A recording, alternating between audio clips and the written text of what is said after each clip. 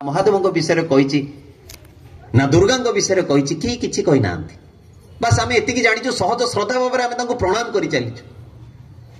किंतु श्री श्री ठाकुर अनुकूल चंद्र सत्संग आसिया पर मु जानिली जे महादेव किए माँ किए से दुर्गा किए जगन्नाथ किए एवं जितेबाला एक कथा जाणिकी तापर मु तांको पाखकु गली सेतेबाला मनर भाव किंतु बदली गला कहीं समस्ते मुंडिया मारुचंती मु मुंडिया मारुची आउ ए व्यक्तिटा मोर बापार जीवन बंचेची एया भाबिकी मुंडिया मारुची दीटा मुंडिया कौन समान कि आज्ञा जीवन पछरे कारणटा को निराकरण पथरे नहीं जाती श्री श्री ठाकुर एवं यही कारणमुखी करिवार अन्य ना होची आध्यात्मिकता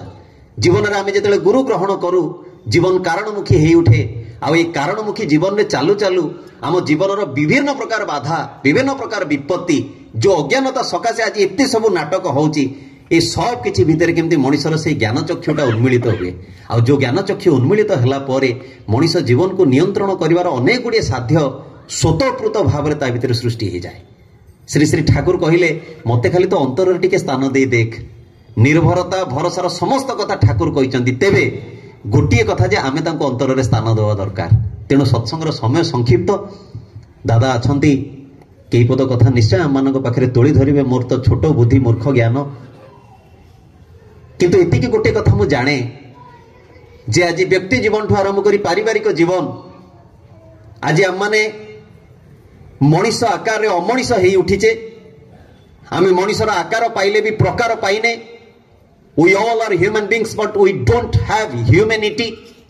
मनीष भितर मनीषत्व सृष्टि करने श्री श्री ठाकुर आसिले एवं सत्संगर अन्य नाम देकी कहले जे होची मनीष तैयारी कारखाना तेणु आज ये जो कारखाना श्री श्री ठाकुर तैयारी करिसंती सेथिरे मु निजे सामिल होची कि नहीं मो निज को एडमिट करुची कि नहीं एटा संपूर्ण स्वाधीन इच्छा किंतु यही स्वाधीन इच्छा जदि मु मोर हाथटी तांको हाथ रे दिए ताले मो जीवन पाई मते भाबिबाको हबनी आ स्थिर निश्चय तेणु सर्वपरिशेष रे हे नवी नारायण भाई एवं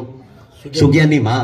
ये सत्संग निवेदन कर पारिवारिक जीवन इष्टिमय हो उठू एठारे उपस्थित आपनकर समस्तंकर जीवन श्री श्री ठाकुर केन्द्र करी मंगलमय हो उठू ताही मोर एकांत प्रार्थना। वंदे पुरुषोत्तम।